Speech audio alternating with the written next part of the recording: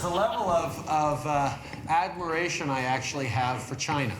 So this incredible scandal of Chinese interference in Canada, it just keeps expanding and getting deeper and looking worse and worse for Trudeau. And of course, since the beginning, Trudeau has done absolutely nothing but make it worse. Here's the headline. Liberal MP Han Dong secretly advised Chinese diplomat in 2021 to delay freeing the two Michaels. Now, who were the two Michaels? In December 2018, Canadian nationals Michael Spavor and Michael Kovrig were taken into custody in China.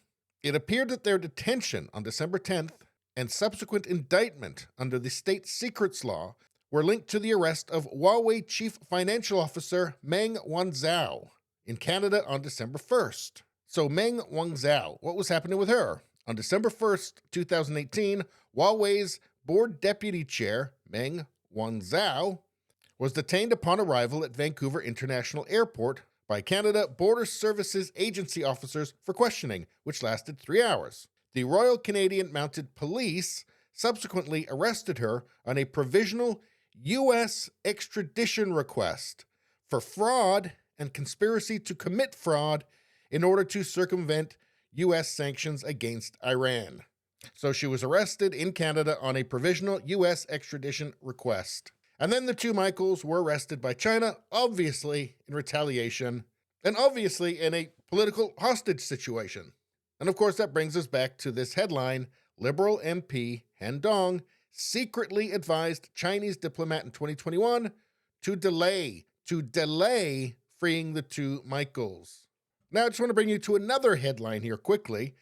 Liberals ignored CSIS warning. Now, CSIS is the Canadian Intelligence Services.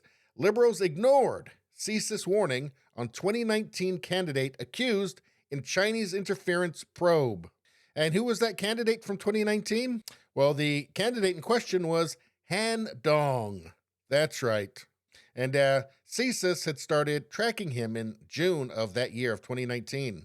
National security officials allege that Dong, now a sitting MP re-elected in 2021, is one of at least 11 Toronto area riding candidates allegedly supported by Beijing in the 2019 contest.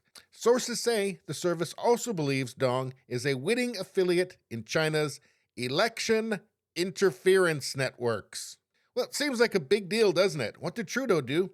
He ignored the warning from his own intelligence services. In fact, it's not something that Trudeau likes to talk about at all. Here's another headline. Trudeau warns journalists that questions about China's election interference are what could they possibly be? What could Trudeau possibly be calling interference that benefited him? What could he say that those are? What could be the only thing he could possibly say? He's saying they're racist and they should stop. Because Trudeau is a one-trick pony. He's got literally nothing else.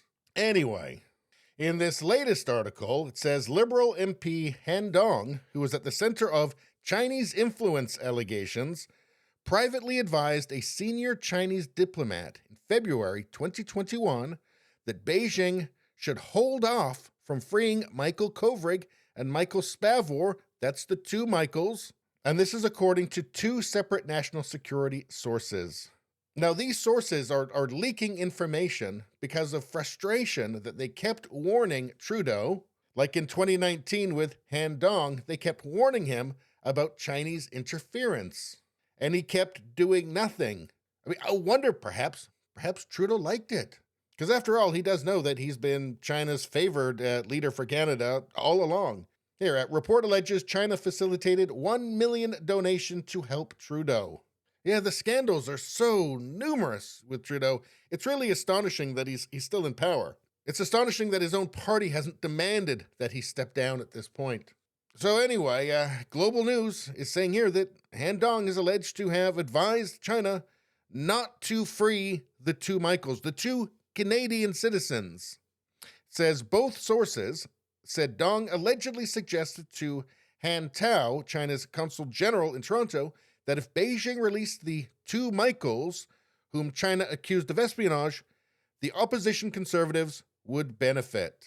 And that's obviously because the conservatives had been putting on an enormous amount of pressure onto Trudeau to resolve this situation. Now, whether or not that would have been the actual result, I guess you can debate, but that is the logic behind it. So this is obviously a total outrage.